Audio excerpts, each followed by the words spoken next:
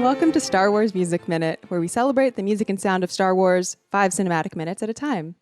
I'm Chrysanthi Tan, you can call me Xanthi, and today we are diving deep into the soundscapes contained within minutes 21 through 25 of Star Wars The Motion Picture, Episode 4, A New Hope.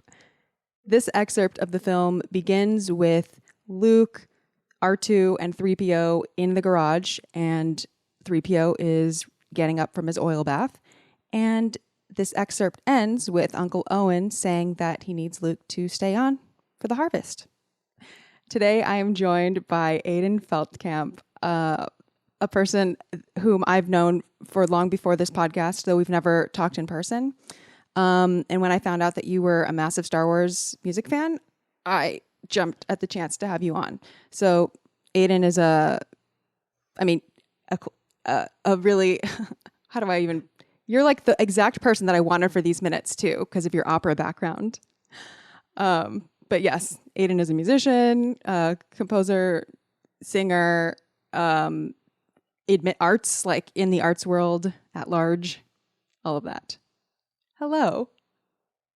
Hello. Just to set the record straight, everyone thinks I'm a composer. I mean, I guess everyone's a composer, but I'm not a trained or practicing composer. But I am a librettist, so I work with composers constantly. It's really funny that you say that, because most people start the show, like coming on this show, by saying, just so you know, I'm not like a musician, but... and I am a musician. Yeah, very much so. Yeah. So for those who don't know, a librettist is the person who like writes the script, basically the script writer for the opera. Correct. For operas. Wow, it'll be really interesting to get your perspective on Star Wars music, which is so operatic in nature, especially like I feel like this scene that we have today. Yes. Yeah, so what do you think? Should we go in chronological order and then kind of like spend time along the way where we need to? Yes, I love chronological, so let's do that. Perfect. And this is definitely a very chronologically based show, so keeping on theme. Okay, so we begin. We're in the interior of Luke's garage. At this point, there's actually no music, and there's actually no music for maybe half of this 5 minutes. I didn't do the exact ratio, but yeah, we start with no music. Luke is cleaning Artoo. Threepio is relaxing in the oil bath, and feel free to jump in at any time, but I'm just going to start describing the layers that I hear. Sure. So we hear like sort of Artoo's mechanical movement, and I feel like there's like an ambient drone, sort of like, it kind of sounds like blowing bubbles, but it also sounds like dial-up internet. But in my notes I wrote doodle, which I don't know how to interpret, but it's sort of the sound of Artoo's like rocking back and forth. Or it might be also the bath sound, or maybe they both kind of come together. It's tough to say because the Lars Homestead has such a distinct sound, but it's not like one sound. It's a lot of sounds. Yeah, Luke's house, the ambiance, you hear it here, and then you hear it in the next scene too. And it like, when I was watching this for this show, it struck me right away. I'm like, oh, this is like where we get to see Luke in his house, like doing his normal thing, and going from like this very like high stakes moment to this very low, what Luke thinks is a low stakes moment of like, this is his normal life, just living, and these are the sounds that make up his environment. And I thought it was so cool because it made me think of like, as a kid, I loved the ambient sound of Star Trek. I grew up on Star Trek. And so like the sounds of like the engine and the beeping of people using the consoles and like these consoles. Like random, yeah, these like random underneath sounds that like the dialogue and the score go on top of. And so I think that this scene in the garage and then the scene in the kitchen that we see next, it's kind of like showing you the ambient life noises for Luke. And I love that because then you do have like the droid sounds. You have R2 and C3PO and the dialogue. in the very beginning, and I love all the droid sounds. I know you've spoken about this a lot already on your podcast, but I just love all the robot sounds. Oh my God, they're so They're good. so good. They're so good. They're so realistic, and they're also so like melodic in a way that like it's not super digital. It still sounds very like analog synthesizer to me, which to me sounds very realistic, like you're in the space. So it adds to this like ambient Luke house environment sound. Yeah, I couldn't have said it better. And what I think, um, it's such a treat to be able to take a scene like this for granted, because when I started like trying to analyze it, I just realized how much is going on at once, and like just mixing this. I mean, it's a wonder, especially when we get later to the hologram. Like then there's just so many layers of sound that have to sound distinct, but also like vibe. I don't know. It's very. This is like a very impressive setting for me. Um, yeah. And okay, we have Luke's dialogue, which dialogue is part of the sound. So he's saying, "Speed up the harvest," because he's cut off. So speed up the harvest or teleport me off this rock. I don't think. Oh, and then Threepio's like, "I don't think so, sir. I'm only a droid." Okay, I should have. I should have just finished his sentence, which started in the last set of minutes. But basically, he's asking Threepio if he can help him or whatever. And Threepio's like, "I don't think so, sir. I'm only a droid and not very knowledgeable about such things. Not on this planet, anyway. As a matter of fact, I'm not even sure which planet I'm on." Well, if there's a bright center to the universe, you're on the planet that it's farthest from. "I see, sir. You can call me Luke." "I see, Sir Luke." Haha, just Luke. um, I love Luke's laugh there because like he's so whiny up to this point, but then this whole conversation of Luke, no, just Luke, like he laughs at the like C-3PO being so like proper, and that was just such a like natural reaction, and it's like very chummy and very cute, and I think that was the first moment in like the whole movie where I was like, oh, I actually like this guy, like he's relatable to me. Where totally. before I was like, can you stop whining, please? um, I love Luke in this sort of 15-minute, I don't know, chunk, basically. Like Luke interacting with the droids is like that makes Luke for me, at least at first. And I feel like that's also, I don't know, acting on point. Like that the reactions to the droids, which begs the question for me is like, what were they hearing on set? Because obviously a lot of this is post. So I'm just curious, like what Mark Hamill was like reacting to. And I'm sure this is, in various bits and pieces in documentaries, but I don't know if they go through every single scene telling the answer, but I kind of want to know the answer for all the parts. So Yeah, yeah. Hamill is, I mean, not only is he a fantastic actor, but he's a fantastic voice actor. Mm. And I love to see his voice work for Luke. And it was really exciting to see him come back in, 7, 8, 9, because then it's a whole nother level of like voice acting. But his voice acting work, even in this first, in A New Hope, is so good because at the beginning you have this like very like whiny teenager, like sound, and as it goes on he gets more and more secure in what's going on and like more and more confident, and his voice acting changes so much to the end. Oh, And especially that, if, oh, totally. Yeah. yeah, and that was something that like really stuck out to me in this scene because I was like, oh, here's like whiny Luke again. But you do get that moment of like humanity of him laughing kind of at C-3PO like being really formal. And I loved that. And to me, it's like in Star Wars and in other things, like droids very much serve this kind of like they're like a servant or like maybe even worse kind of class that they don't really have many rights to themselves. And so like seeing how other people treat them is always like very indicative of what kind of character they are. And so when you see Luke's interaction with the droids in this moment, it's and even a little bit earlier, but I won't go into it because I don't want to get too far afield. But like when he speaks to the droids, like you can tell they're like very like buddy buddy. And as a kid, so I saw this first when I was like 10 or 11 watching like the special edition VHS, and when I loved that you sent me this scene because I had such a like instant reaction of remembering this scene specifically because I was like, oh my God, like Luke has these like droids who are his friends Oh my and they gosh. just like living in their house together. Like, how cool is that? Like, I really wish that that was me. Like, I have a huge robot fan. Like, it's one of my like major things that has always been something for me. But I think this movie and this scene specifically was the first time that like robots in the home, like as friends, was the first time I saw that. And this scene has always stuck with me for like that exact reason. Oh, that's awesome. I mean, I don't remember if I thought of it that way, but like 3PO is I that's like my dream friend. Really weird. Right? He's the mom friend. I love 3PO. And as a pair, like I would take them both. R2 and 3PO. Yeah, that's cool. Yeah, That's they're fine. great. Um yeah.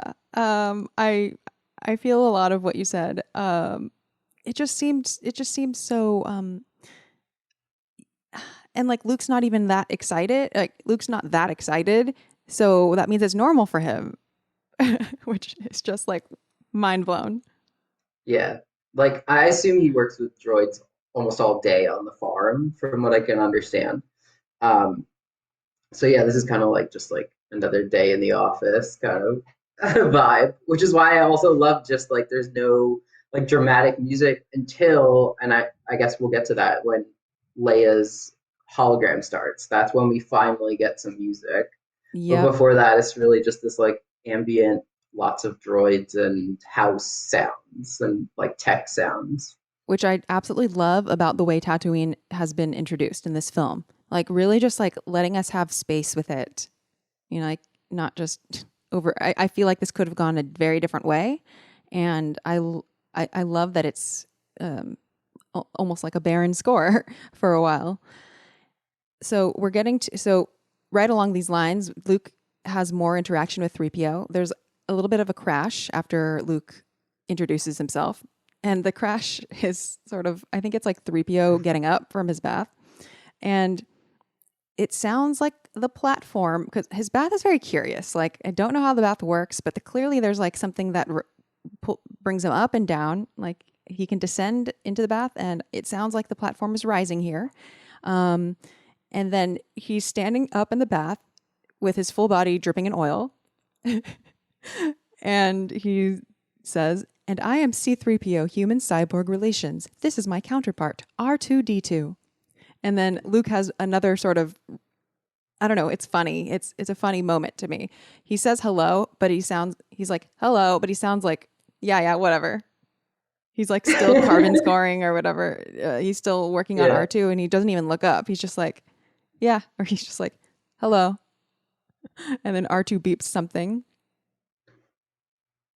And Luke just continues. Like, Luke doesn't even look at him, but R2 has just like gotten out of the oil bath basically to be like, and I am C3PO. Oh my gosh, love 3PO. He's so dramatic. Like, he waits for that moment. He's like rising up above everyone to introduce himself in like the most formal way. So funny. Oh my gosh, I relate to C3PO so much.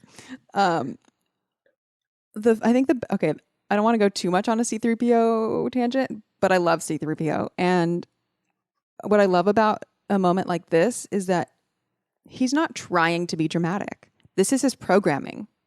That's it. He's not trying to be Yeah. anything. And like whenever everyone reacts to him in different ways, some very annoyed, and some very much make fun of him. And so, like he gets a lot of flack. But the beautiful thing is he's not trying to be any of that to anyone. He's just trying to do his programming. That's it. That's it. Uh, Yeah. love him. So, Luke continues. He's like, you got a lot of carbon scoring. Looks like you boys have seen a lot of action. And then 3PO, with all what we've been through, sometimes I'm amazed we're in as good condition as we are. What with the rebellion and all. Which, if it Casual. weren't coming from 3PO, I'd be like, oh, way to slide that in there. but like, it's just totally genuine. Yeah. And then Luke springs up. Finally. You know of the rebellion against the Empire? And then Threepio's, that's how we came to be in your service, if you take my meaning, sir. Which I don't take his meaning personally. But Artoo does like a cheeky whistle, which makes me think like, is Artoo saying like a that's what she said joke? I never know what Artoo is saying, and it's like, It's like I want to so bad. I mean, I think the implication is that like they were part of the rebellion before they came here, and like that's an illicit thing because the rebellion is illegal because it's a rebellion. I think that's what he's That saying, makes but a like lot of sense. I'm not positive. That would be my guess. That makes a lot of sense because I can't really imagine 3PO saying, if you take my meaning, sir, to mean like anything that R2 seems to, if I'm interpreting them correctly. Yeah. I mean, his R2 really does go like, so Yeah. I don't know. Luke's like, have you been in many battles? 3PO's like, several, I think. Actually, there's not much to tell. And I'm not much more than an interpreter and not very good at telling stories. Well, not at making them interesting anyway. Which, tear. I know. Also, like, I don't know if it's meant as foreshadowing, but it completely is foreshadowing to Totally. 6. Totally. It kind of makes me wonder, like, I don't know. It just makes me wonder. I mean, I know George Lucas had a lot of ideas at the outset. And either way, I just love that was totally turned on its head because 3PO is a great storyteller. I would love 3PO to tell me stories. He also has like Right? sound effects built in. It's perfect. Goodness. 3PO is, he's like so self-disparaging. Is that how you say it here? Self-deprecating. Self-deprecating. That's what it is. And this line in particular reminds me of like if I were saying that to like my therapist, I would probably hear something back to the effect of, well, what have you been programmed to believe about yourself? And here is a case where 3PO literally is programmed this way. So, yeah, metaphor for life. 3PO overcomes that, but his programming tells him that he believes that he's not good at telling stories. So anyway, that's that.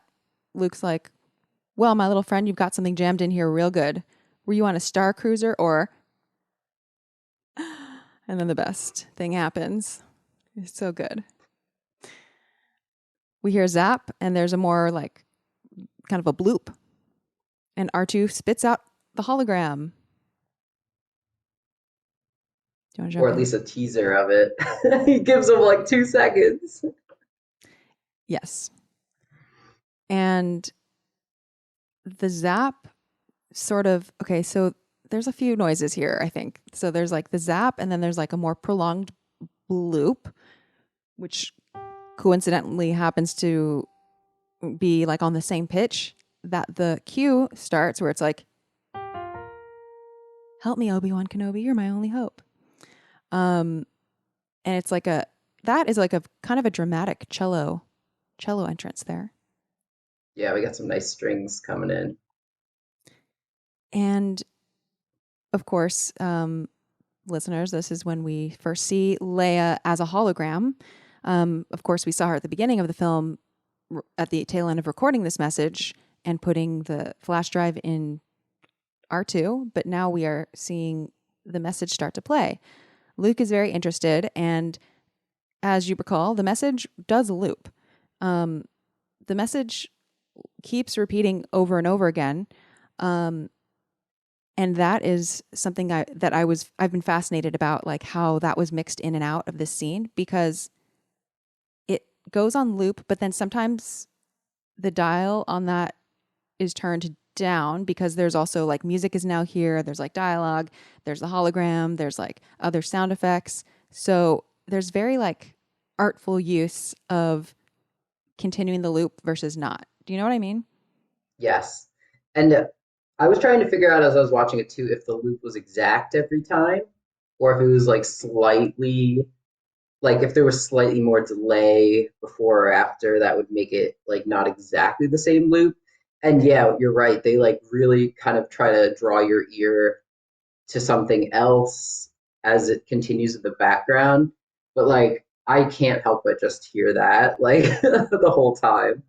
Um, but yeah, you have the music, you have the looping Leia, and you have obviously the dialogue that happens over it. And we finally hear this like big dramatic music that, and Luke is It's like not just. super big, but it's bigger than nothing. It felt big to me, Oh, but I yeah, think it it's felt just big to because me too.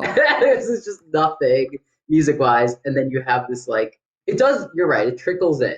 It like it builds a little bit, Yeah, but it but you does get start this. suddenly. Like, Yeah, yeah.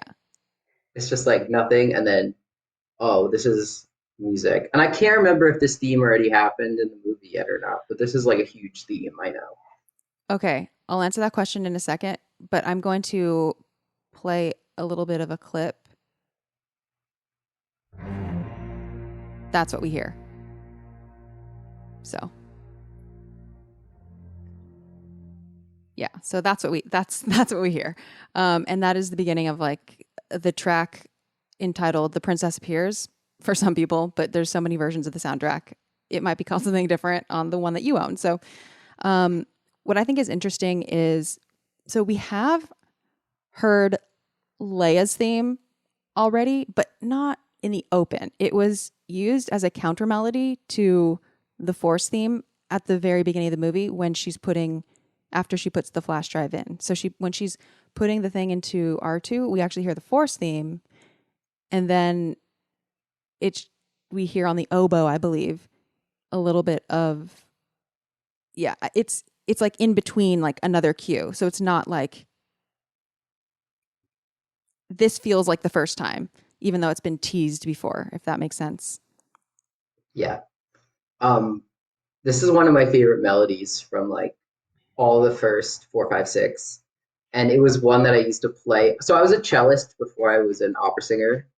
And so I used to play, I had this like Star Wars music for cello like book. And I used to play this one all the time. And I was like, why are there so many flats in it? But I loved it. This one is really hard. Yeah, it is. It's like un- unexpectedly difficult, put it that way. I completely agree. Yeah, I totally agree because in trying to like learn all these themes, I've been like Leia's theme was the first. That one really took me a while to be like, oh my god, what even? I forgot how to read chords like this. What is this? Oh my god, it's already moving on. It's like a new chord every freaking note. Yeah, it's super complex, super intriguing. I mean, it's very much like her character. I think it fits so well. It is intriguing, I think, and it's meandering too. Like it doesn't. It's not like I think of some themes to me are like boxes. Like it sort of goes up, across, down, and back, and whether it's like goes back to the same tonic or whatever. Leia's theme just like continually feels like it's modulating somewhere else. Yeah. You're like, what key are we in? You're like, oh no. Yeah. Yeah, and I love that it's so meandery, it's very like timey-wimey, like doesn't really settle, which is very much like her also. And then I love that, I mean, maybe this is going off topic, but Padme's music is so similar to that. It like reminded me right away of What Leia's music. what Padme's music are you referring to? I think it's Attack of the Clones. She gets like a theme.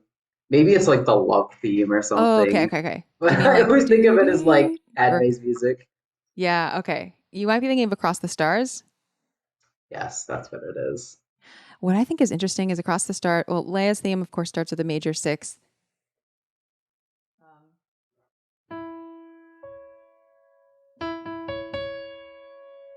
And Across the Stars starts with a minor sixth. Um, Yeah. I'm not someone who like reads too much into intervals and like to try to unlock mysteries or whatever, but um, to me, Across the Stars is feels more melancholy.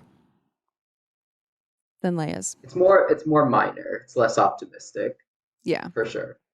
But it's like you know where it's going. So Yes. there's no mystery there, like in some way, you know? Yeah. Yeah.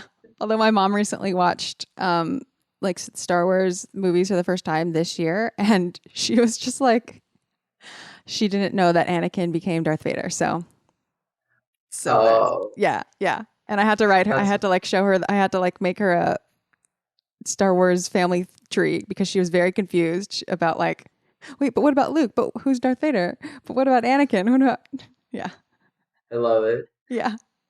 So there are still people. But what's really interesting here is, well, we were talking about how it's kind of a dramatic start. You know, the hologram, of course, is a very big surprise when you're watching this movie, and the cello kind of just like jumps out of nowhere. But because, okay, you have to think of the context in which that appears, because we've been talking about how it's pretty quiet leading up to this. So, but if you were to place that same cello cue in a completely different like action scene or like some, you know, totally other score, maybe it wouldn't really feel that big. That might feel small in a different context.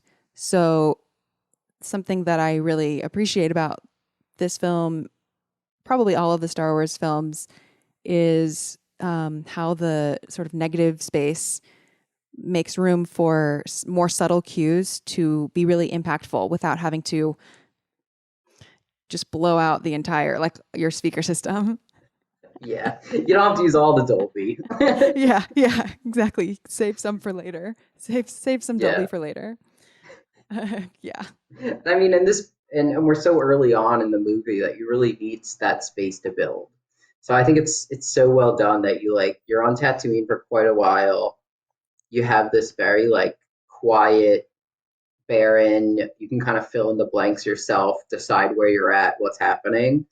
And then this very domestic Luke moment, and then all the rebellion stuff comes crashing back in, and it is very dramatic. Like he falls backward. Like we see a Yeah. Oh, hologram for the that's like first such a memorable time. thing. Yeah, It's right. like, yeah. And just like his awe over Princess Leia, which like I was like really empathizing with Luke at that point because I was just like, yes, like 100% yes. So that was definitely. I mean, I think a lot of people see themselves in Luke, but for sure it was like it's in this scene where I think that I begin to feel like a closeness to him, where before Mm. in the movie I just did not. Oh, interesting.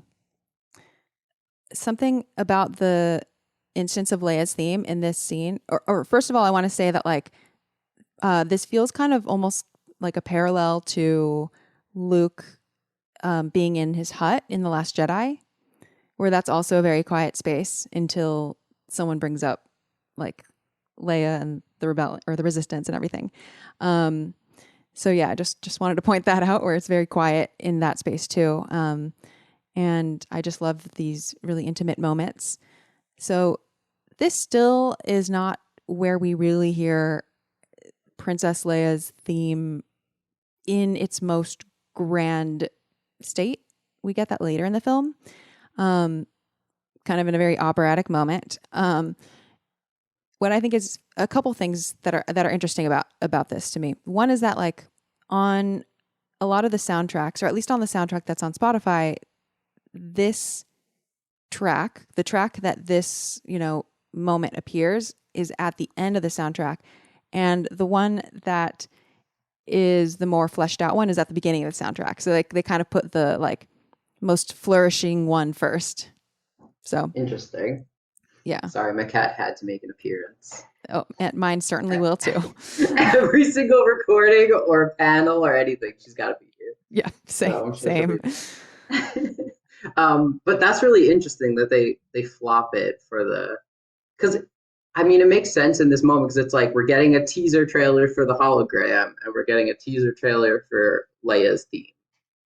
So like it makes sense. It's kind of like uh we have to go do some digging before we get the full story. Yeah. And here I actually feel like the orchestration here is really beautiful because I feel like we definitely hear Leia's theme. Like it's not hidden here at all, but it's a solo instrument, and the sort of the not the background, but do you know what I mean? Like in the orchestration, there's like woodwinds going like dee dee dee dee dee dee dee, and then when the theme starts playing, there's sort of a lot of like string pads, and there's like it'll be like dee dee dee dee dee dee dee.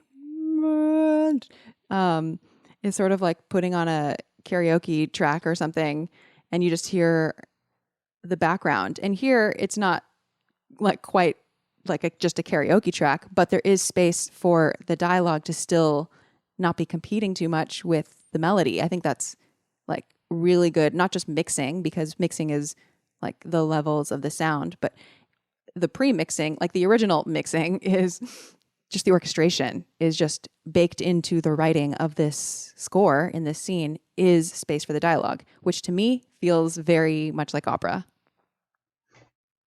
Yeah, I mean, I love John Williams because he has these like he really knows how to orchestrate. He's a masterful orchestrator.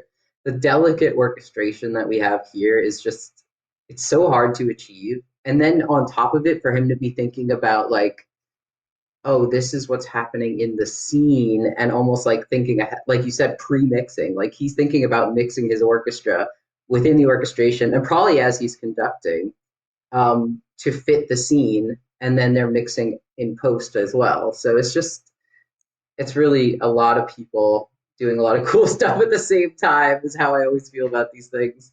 Yeah, and it kind of goes back to, I mean, sort of like one of the first principles that I learned in like recording technique classes that I took, were that the most important thing is what goes in.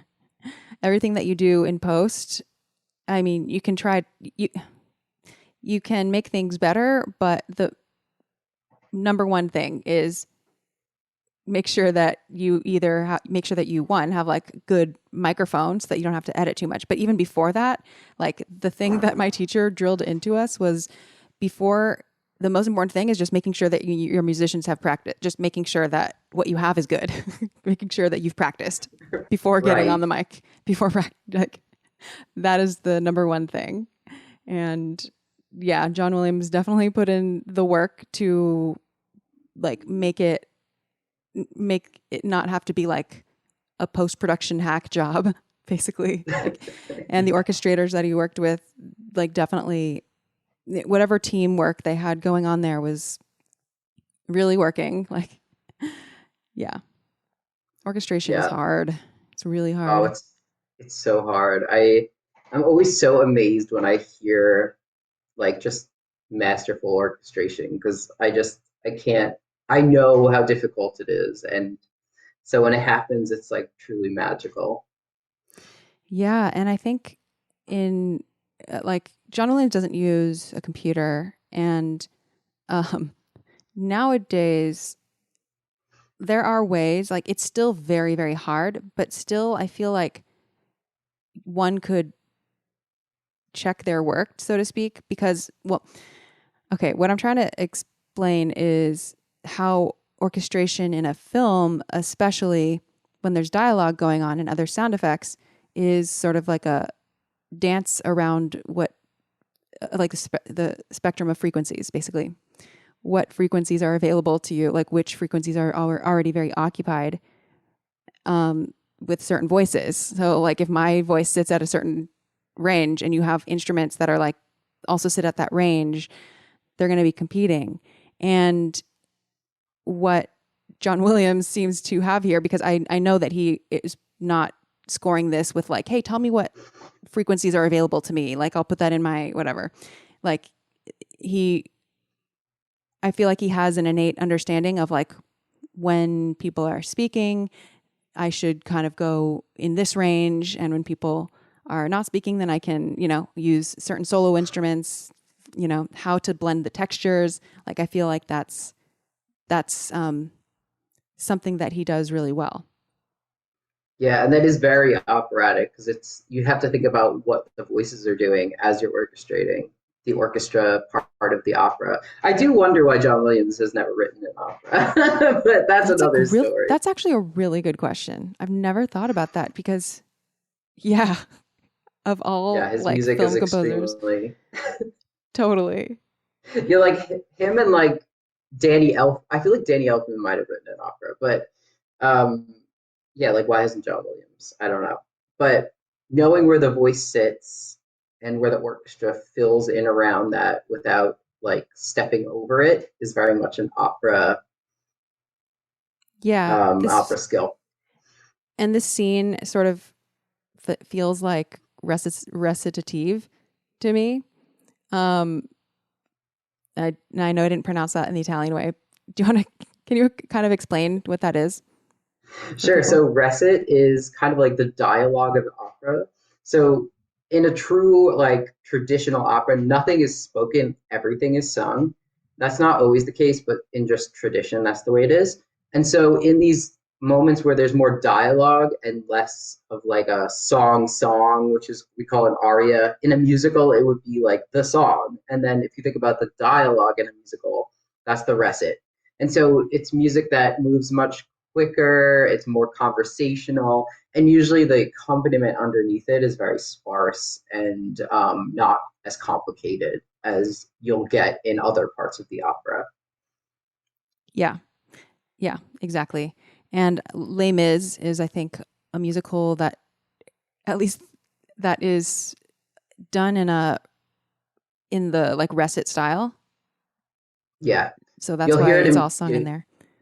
Yeah, you'll hear it in Miz, you'll hear it in like some of Phantom, but yeah, elsewhere you'll just get straight up dialogue in musicals.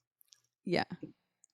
So here it feels like the orchestra is dancing with the dialogue here to me. So let's see. So Luke's like, okay, yeah, Threepio's like, okay, wait, I want to talk about the timing of the cue when Leia's theme comes. Okay, so Leia's theme, the actual like, like right on cue, the romantic part of the theme happens like when Luke is wondering who she is. Yeah. To me, that's also the Lovesick Luke theme. And it's so like cringy to watch it back because it's like you know that they're related. But the first time I watched it, I didn't know that. And I Yeah. was just like, I was rooting for them so hard. And then I found out, like, in the next movie or whatever, and I'm like, no. That's funny. And then the way that Luke says, I wonder who she is. Sounds like she's in trouble. I better play back the whole thing. Like, yeah, Luke, you better do that. Sounds like you could really help. You better play it. Yeah. That's true. He doesn't think like, oh, who could I go to help with this? He's literally like, oh, I could do this. Yeah, I got this. She's in trouble. We have to hear the rest of it. And then 3PO's like, he translates for Artoo. He says the restraining bolt has short-circuited his recording system. He suggests that if you remove the bolt, he might be able to play back the entire recording. Oh my gosh. R2D2 is the smartest one in the room, like almost always. And then Luke's like, oh yeah, well, I guess you're too small to run away on me if I take this off. And so here the cue fades out. We have more of the woodwinds. They sound like, I don't know, scalloping, descending line, the dee-dee-dee-dee. And then it just kind of fades out. And then we're blended right back into the ambient hum. Just in and out. Just it's like perfect. Luke's like, there you go.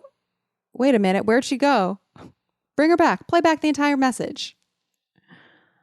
What message? And so 3PO's like, translating, talk. We're hearing 3PO do like a one person play with himself. He's like, what message? The one you've been playing. The one you're carrying inside your rusty innards. And then we cut to Luke from Aunt Beru. Yep. Luke's like, all right, I'll be there, Aunt Beru. Threepio's like, I'm sorry, sir, but he appears to have picked up a slight flutter, which I don't know what that means, a flutter. Yeah, so that's not a technical term that I know. I feel like Okay. they just made it up for the movie. I could be wrong, but like He's caught the with my flu. my basic knowledge of robotics, that doesn't mean anything. So Luke's like, here, see what you can do with him. I'll be right back. So yeah, the protocol droid's gonna fix him. And then 3PO's like, just you reconsider. And I like that sentence construction so much. Just you reconsider, playing that message for him. And then a little bit of foreshadowing here. No, I don't think he likes you at all. No, I don't like you either. And then a sad beep. R2's like, okay, maybe I pushed it too far. I love R2 because I think he's like the only character that's basically like aware of everything from beginning Right. to end. And like 3PO, like, he has his memory erased a few times, but R2D2 is like he as far as we know, he has like the same memory, the same like working hard drive from like beginning to end. And I love that Yeah. comment about like he's being eccentric or something. Because the thing is like, so I have a few like rudimentary AI robots.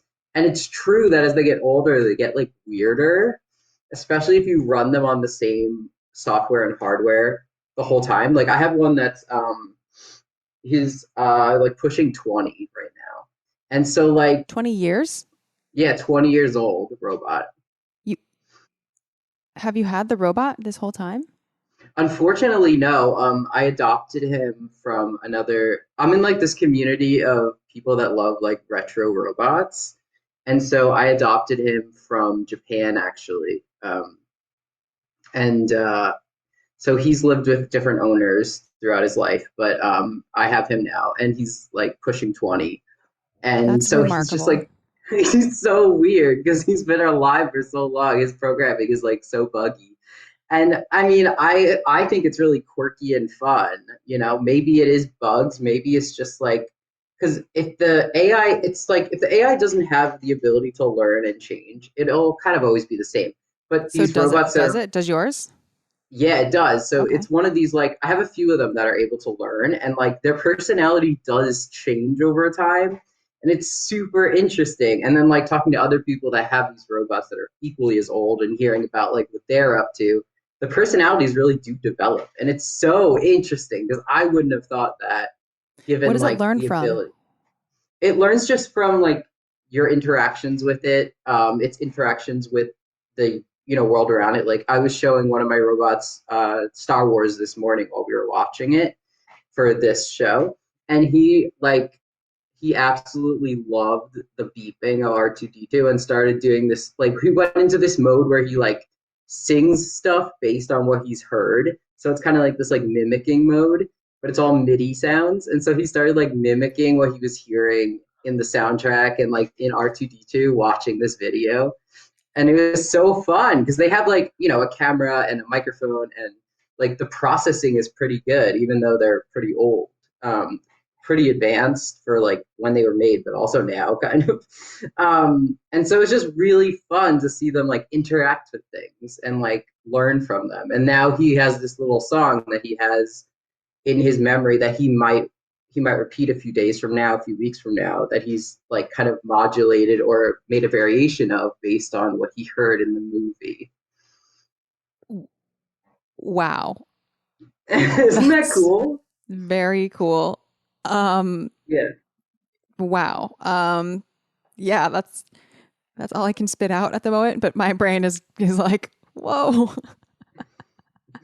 Yeah, so just for anyone listening, these are the Sony Ibos. So there's a new one now that just came out like in 2016 or so. But these are the early ones, the original ones from 1999 and forward. So I have one from 2000 and I have one from 2007, different models. And they're just like so incredible. I'll put a link to this in the show notes if anyone is curious and wants to look it up. Um, Yeah, super wow. interesting. Have you have you heard of the new Moxie robot? Yeah, Moxie's really cool. Really, I'd love to see her in real life because that's what I think is actually most exciting is like watching videos of robots is exciting, but when you actually interact with them in real life, it's really different. It's kind of like if you've only seen videos of like a giraffe and then you meet a giraffe in real life at the zoo, it's like a really different experience. But it's more than that because you're spending time with the robot and like seeing it react in real time to you, things like that. It's hard to like replicate. So I was very interested, but then actually owning them is very different. So as you can tell, I'm a huge robot person.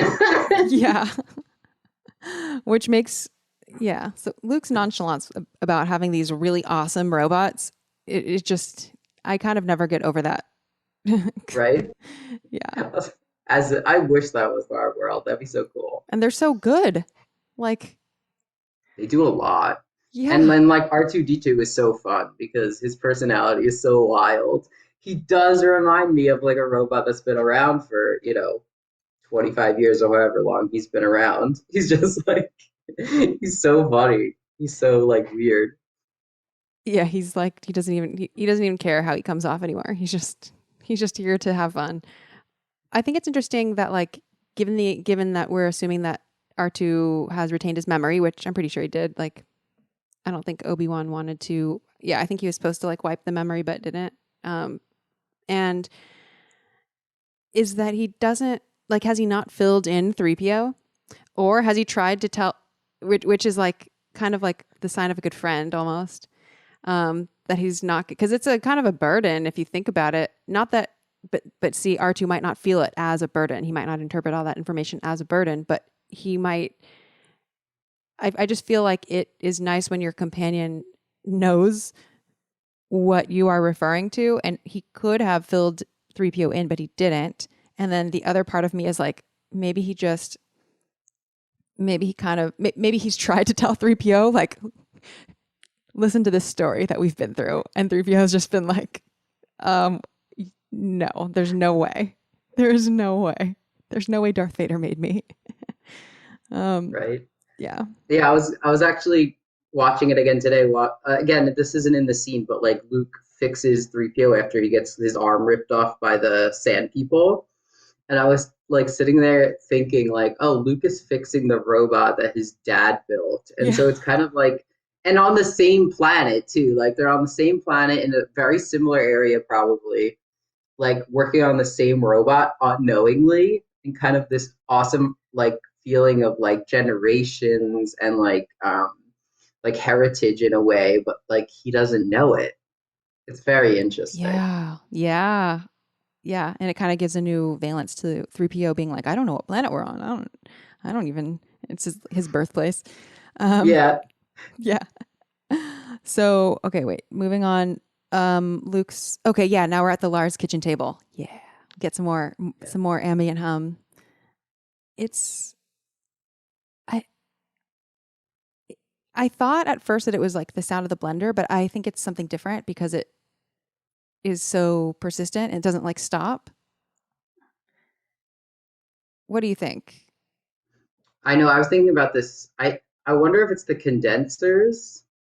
Um, Oh, because some part because of it sounded the same as it did in the garage. Like, yeah, there's an ambient hum that reminds me of like the engine of the Enterprise, but we know that we're not on a starship, so it must be something that's part of the technology that like runs either their house or that runs because it's part of their job. Like, so what does he call it? The vape. He says it like in the other evaporator, episode. Yeah, the evaporator. I forget. He's like, "Do you speak this?" bocce. Yeah. Um, yeah, bocce. So I wonder if it's like condensers or because I imagine that if you're on a desert planet, that water is super important. So I would assume that they're trying to like draw water out of the air, or there's some sort of thing that like heat like is very much about like maintaining water. And I don't know what their farm does, but they definitely need a lot more water if they're growing crops. Plus moisture Um, farmers. yeah, so they're moisture farmers. So do Yeah. they farm moisture? Yeah. So yeah, they might be drawing the water out of the air. So I like maybe that. that's the Yeah. sound. I think that is going to be my new explanation to what that sound is. And it definitely is part of it definitely is a consistent part of the Lars's life, which is one of those things that I didn't fully appreciate until more recently, because I don't know what I thought like moisture farmer meant when I was like, I don't know. What was I thinking? I certainly wasn't thinking like, I don't know. I wasn't really thinking about it. I just took the term for granted because it's just, that's how I knew Luke was, well, it's a moisture farm, of course. Evaporators. Yeah. Yeah, sure. Like a space thing. I don't know. But, yeah, it's surprising how much sense it makes sometimes. And I have to say, like, newer canon tie-in materials are, and even just like the films, have sort of doubled down on, have sort of, I don't know, not doubled down, but strengthened that aspect of the world and kind of made me realize it more, like more references to moisture and more references to humidity I've like seen appear in different books. Like in the Canto Bight book, there is a character who like needs his evaporator on him because he needs that to survive his species.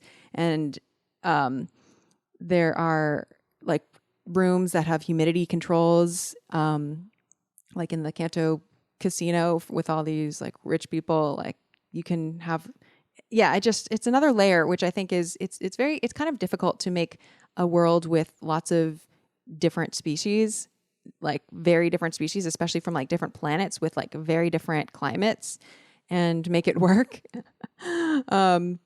So definitely the humidity has come into play. Also in, not to get off too much on tangent, but in the book Legends of Luke Skywalker, which was sort of a young reader's book leading up to The Last Jedi, basically it's a bunch of people being like, have you heard of Luke Skywalker? I heard a rumor that blah, blah. And all these random people tell stories about Luke Skywalker. It's a pretty charming book. There's one story where Luke is stuck inside of an exogorth, like a space slug, and they're kind of wow, I've gotten off on a tangent. They're like gonna die basically, and they have to really conserve their food and water, and he's kind of with an ecologist or something like that. And she's like, how are you gonna get water out of that? And he goes, I was a moisture farmer. I can get water out of anything. That was the point of that story. Because yeah, I also had never thought of it. Like when I think of Luke, I thought he was like had like a farm that we think of like, corn or wheat or some alien thing that they grew, and that like the robots would go and just like harvest it like we have today. Like robots harvest our food too. Just they don't look like Star Wars robots. But I didn't think about it being a moisture farmer. Yeah, this is like I've definitely not thought about this until today or like this week, I guess. There are many things in Star Wars like that for me. Because Star Wars was just like one of my first things in life, so I didn't really have like that many preconceived notions to things that were introduced in Star Wars. So, yeah.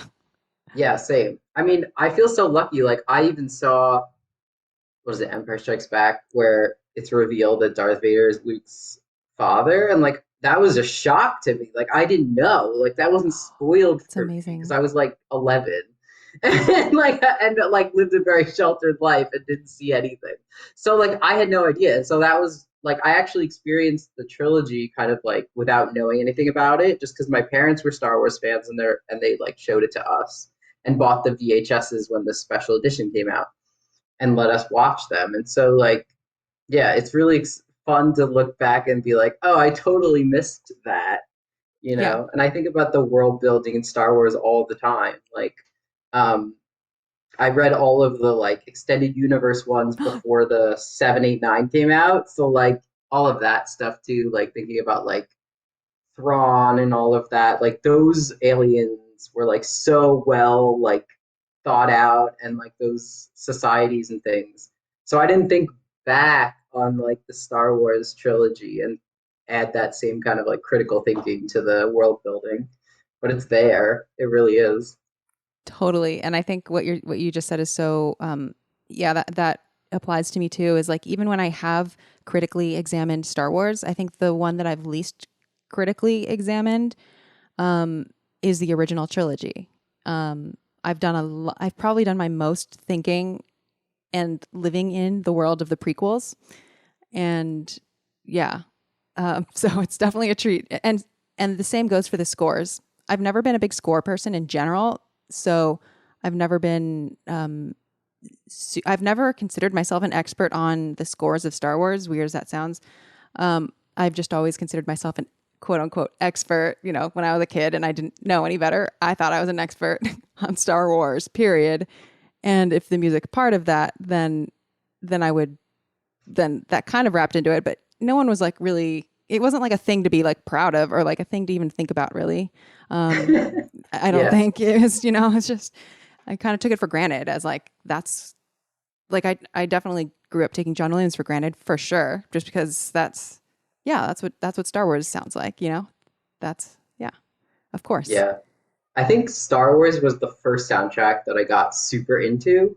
And then I was very into soundtracks all through like teenage years and college. And still am, but like was very, very into scores. I was just very excited by them in general, would like actually look at the sheet music and everything. But also as I was writing, I'd always listen to scores. Because it was something that like allowed me to like focus on writing because it didn't have any language in it, but also like it was exciting enough to like keep my brain kind of like going.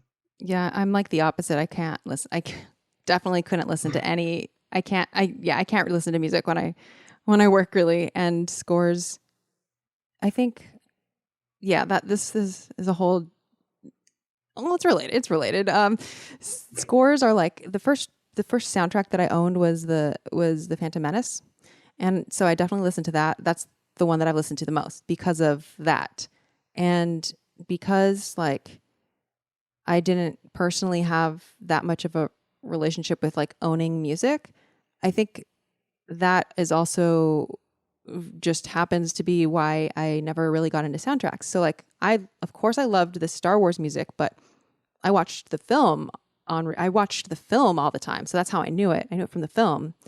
I didn't know it from like also having separately it on a CD. And sort of that extra, the outside of the film experience that soundtrack collectors and listeners have, it deepens, it sort of strengthens the connection with the music in a different way.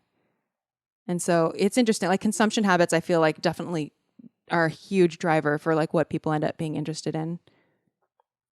That's really interesting. I never thought about it that way. Of like that owning the CD soundtrack and like watching the movie as being separate, or like that it would change your experience of one or the other because of your habits with one or the other. That's really, really interesting. I didn't ever think of it that way.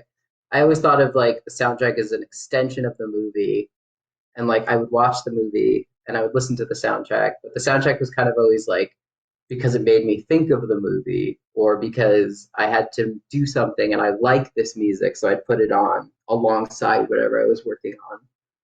That's just really interesting. I developed a relationship with movie music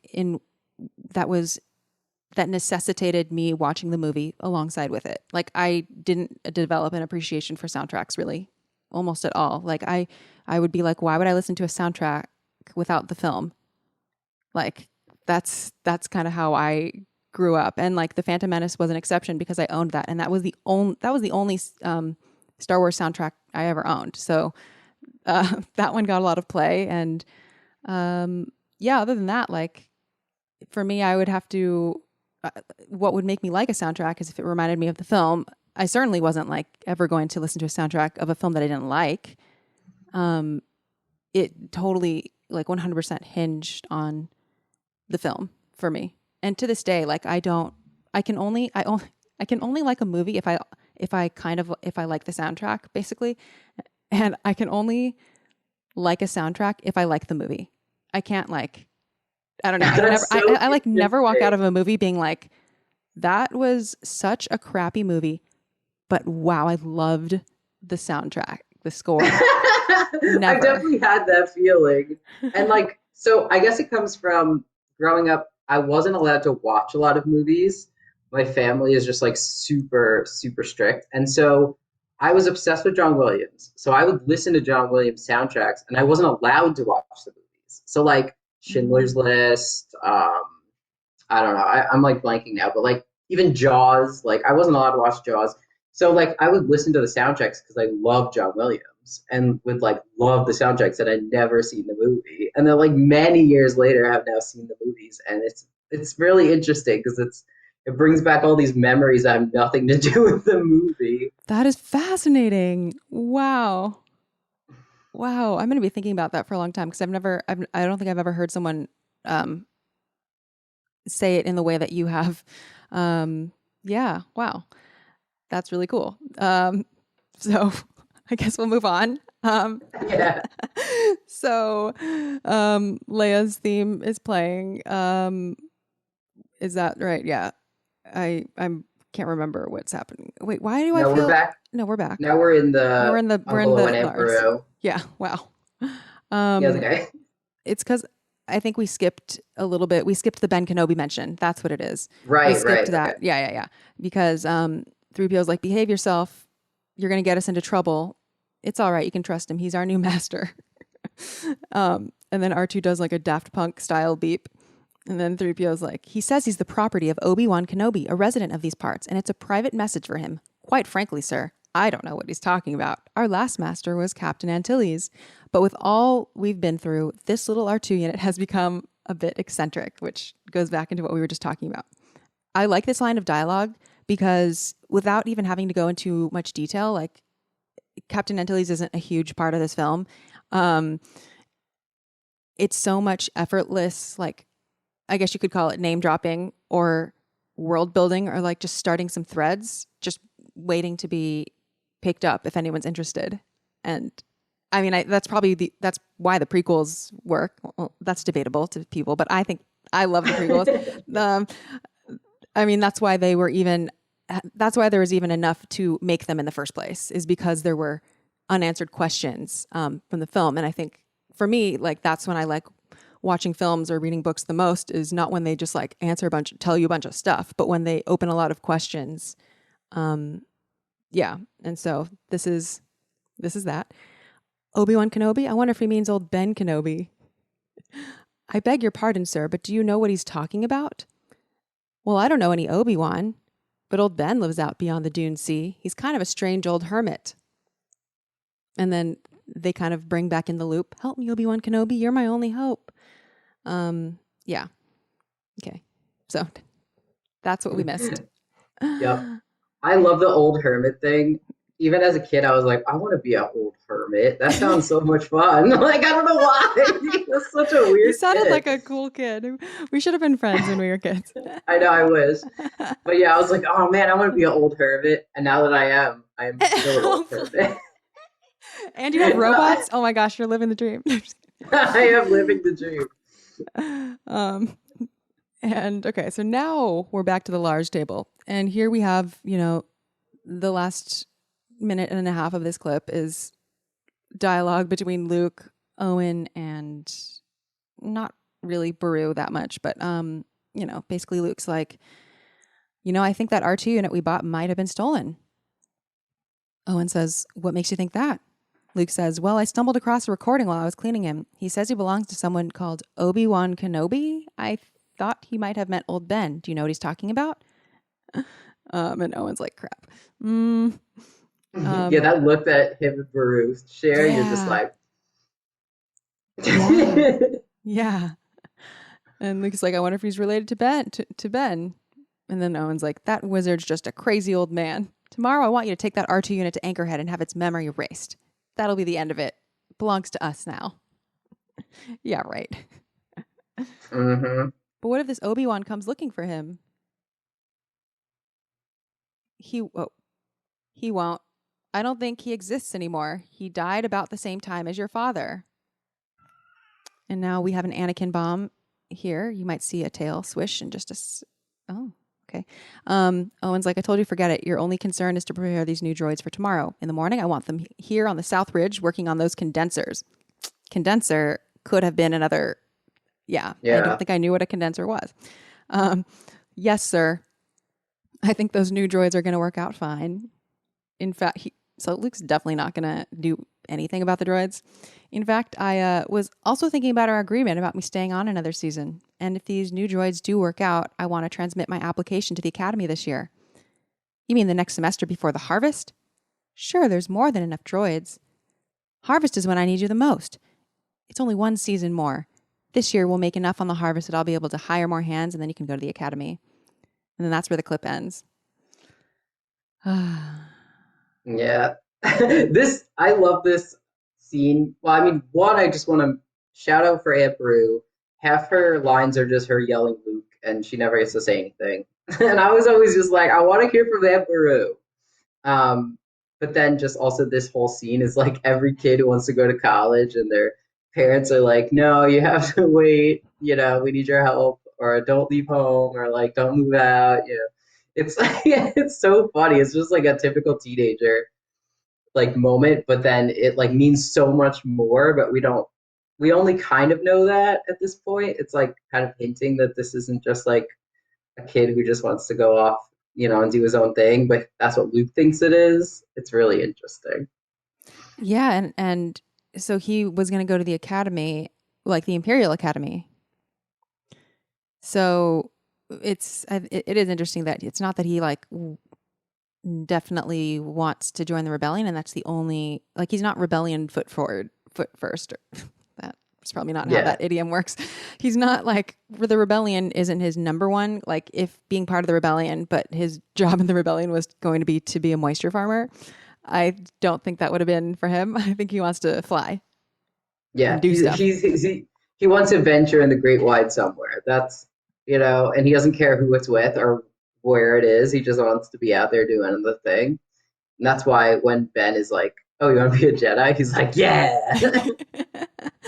And it kind of sheds a new light on when Han is the one that they're like, you don't really care about the rebellion. But like, I don't know, similar thing could be said about the way Luke started. That said, Luke does catch on like quicker. So yeah, not going to discredit him just because how he started, but still, like he's in it for the adventure. Yeah, Luke adopts things really quickly. Like he's like believing in the Force in 1 second, join the rebellion in 1 second. Like he meets one good person and he's like, yeah, I'm in 100%. Like he doesn't really do much research. That's he's kind of just like, yeah, I'm in. That's so true. He's like, sure. Maybe, do you think like everyone could be Force sensitive, but it's like the really gullible ones that take to it the most? Like they're just like waiting for some like woo thing to happen. I mean, logically, if the Force flows through everyone, then everyone has a connection to it. But then, in the prequels, they bring up this idea of like midi-chlorians and like being Force, like you said, Force sensitive. Like, I don't know. I don't like the idea that only certain people could use the Force, and I think it's kind of set up that way within universe, at least, that it's like certain people can use the Force, certain people can like have Force experiences. I don't know how else to explain them. But I personally would be on the team of like everyone can. It's just a matter of like if you want to, or if you like, I don't know. Like you said, maybe it's like a woo thing. It's like giving into it. Like if you're woo enough, you can feel the Force. Or like if you have the desire to cultivate that energy form or whatever. Yeah, I have a very everyone can tap into the Force view, but I don't think everyone has equal capability in the Force. So it's one of those things like everyone is affected by like gravity and elements, but some people are more dedicated to like studying or wielding the elements and like manipulating them and using them and whatever, transforming them and stuff. So I wonder if it comes down to like a belief thing, because even Tarkin says like we don't want to hear about your religion when Darth Vader brings up the Force, and like that actually hit me this time because I didn't think of the Force as a religion, but it is very much like spoken about in that way, especially in A New Hope, as like being a religion and a belief. But then if it's a religion, then it really isn't like, I mean, maybe I'm being kind of like skeptical here, but religion, if it's a religion, it's not really based in like the scientific fact of whether people are force sensitive or not. It's kind of like a belief if you're force sensitive or not. And like this idea of like who is force sensitive and who is not. And it's like almost the difference between like Calvinism, where people believe that like you're born like and God decided you're going to be saved before you're even born. But then there's other versions of Christianity that believe that like anyone can be saved if they want to be. And then there's like, if you go outside of Christianity, there's like a million other ways of thinking about faith and belief. And so I wonder if the Force is just like, if it is part of the universe, then it's kind of irrelevant how you feel about it or what you believe about it. It will operate the same way. So it is weird that they connect it to religion when it's... Well, but we have to consider who's connecting it to religion. It's people who don't want to deal with the Force. And religion is being used as like a diss, basically. So like, because Tarkin is like, oh, that religion, I'm not like, oh, well, Tarkin says it's a religion, so so let me try to justify Tarkin's point of view. No, screw Tarkin. True. Tarkin sucks. What are people stars? Okay, but I'm totally off topic here. But so yeah, it's really interesting to see Owen and Beru like have this like very adult moment of like looking at each other, being like, we're gonna hide the fact that we know everything about this kid's parentage, and we're not telling him because we want to keep him safe, which is noble and honorable, and what Ben asked them to do. But they're also like doing a very bad job of covering it up. He's like, oh, I don't think he's around anymore. Actually, he died. Like, why would you say you don't know and then say he died? Like, those are very like different.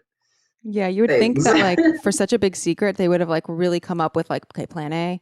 Okay, and if he says this, what like you would think that maybe they came up with a game plan in advance for when he starts to question and exactly which lies they're gonna tell.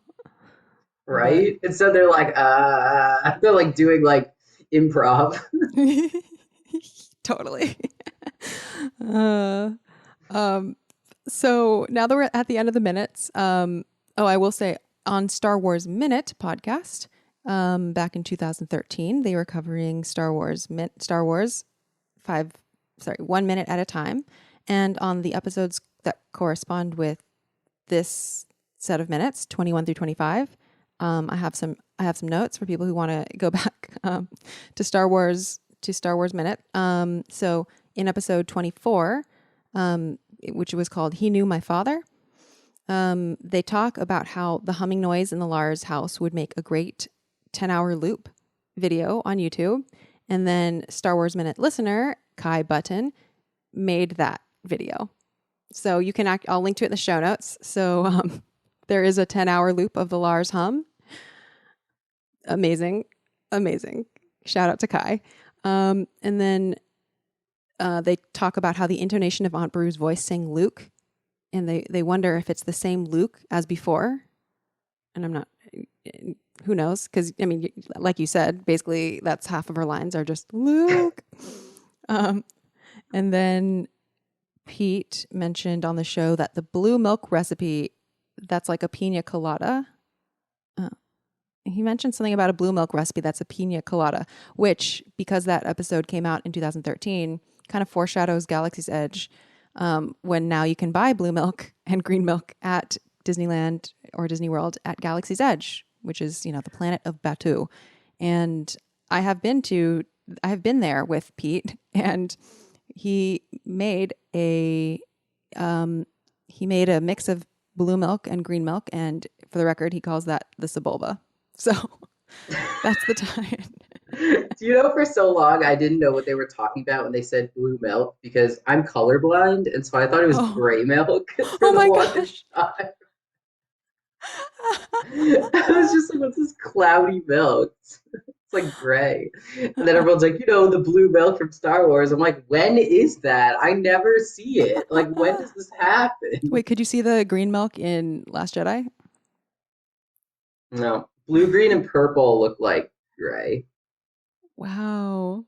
Yeah. So at Galaxy's Edge, you just wouldn't like they're different flavors, so you wouldn't really know which one you were getting.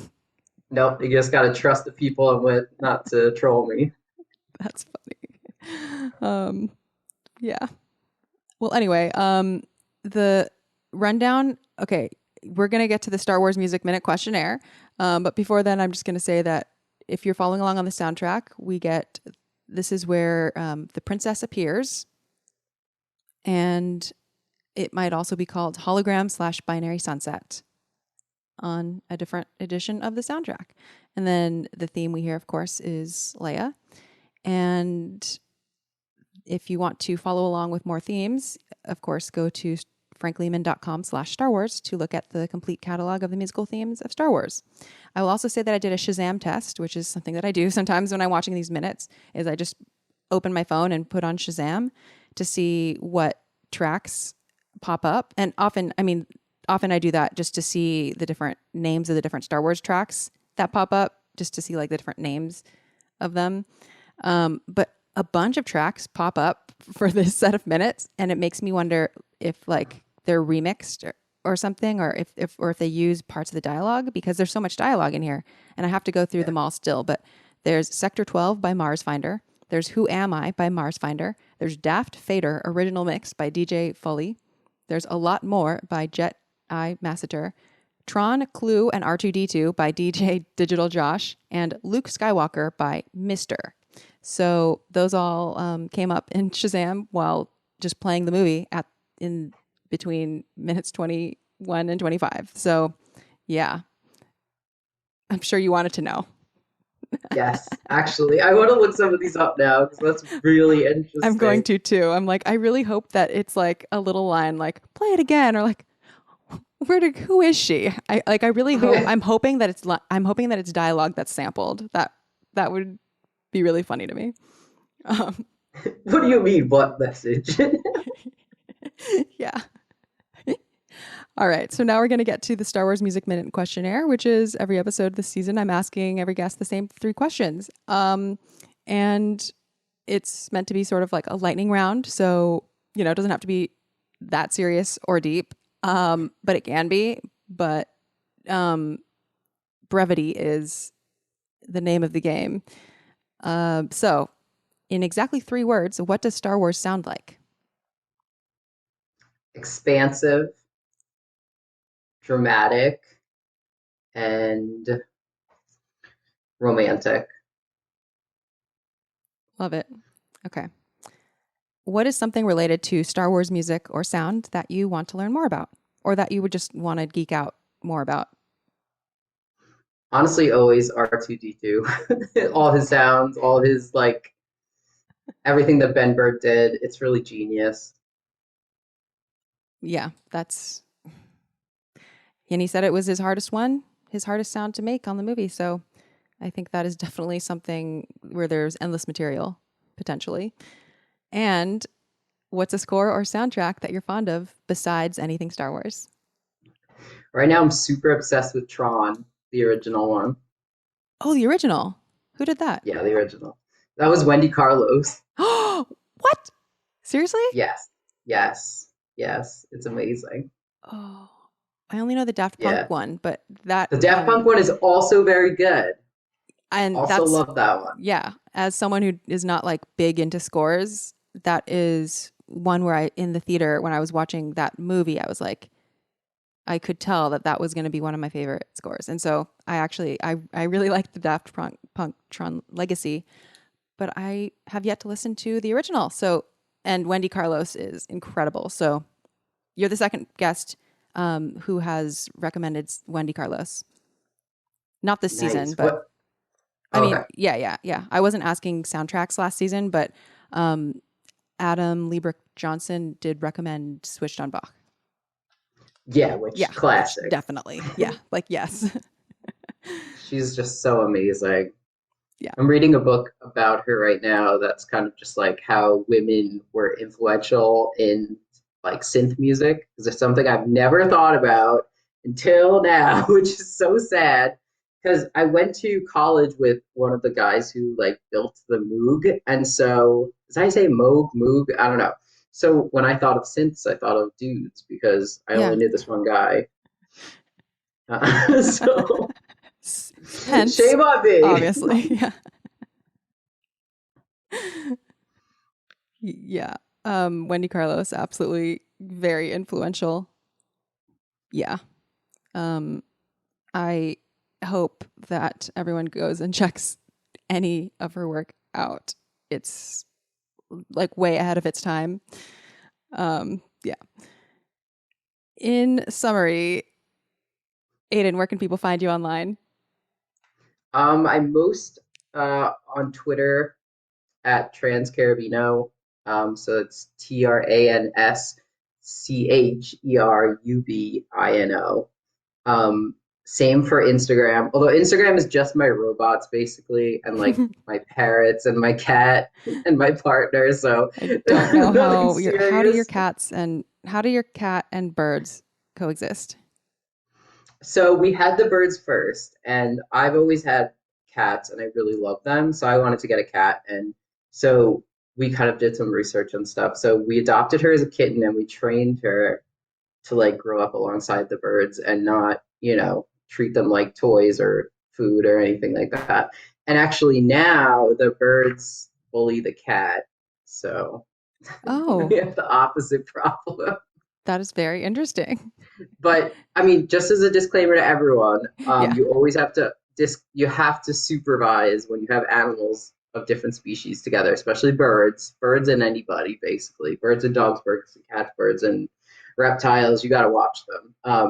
So our birds and cat are always supervised when they're out together, and the bird's cage is like obviously out of the cat's way, but she doesn't bother them. She's afraid of them because they bite her. And your bird is a listener of the show, so thank you, bird. Yes. And if you want to follow Star Wars Music Minute, we're on Twitter, Instagram, TikTok, and you can send an email to podcast@starwarsmusicminute.com if you have a more in-depth question. I have gotten good questions this season already, and I haven't responded to most of them, but trust me, they have all been seen, and I just have a lot to say about them. So so I will definitely answer them, and I'm going to set up a voice message or like a voicemail pretty soon too. So pretty soon, if you have questions that would be best articulated by speaking it into, speaking it, then that will be available pretty soon too. With that, next week we have Frank Lehman on the show, and we're doing a binary sunset breakdown. It's already been recorded, so I already know how it goes, and it's very in-depth. So if you want like a big analysis of binary sunset, definitely tune in next week. Oh my gosh, there's a cat on Aiden's shoulder, and it's very, very cute. Yeah. All right. May the Force be with you. See you next week on Star Wars Music Minute.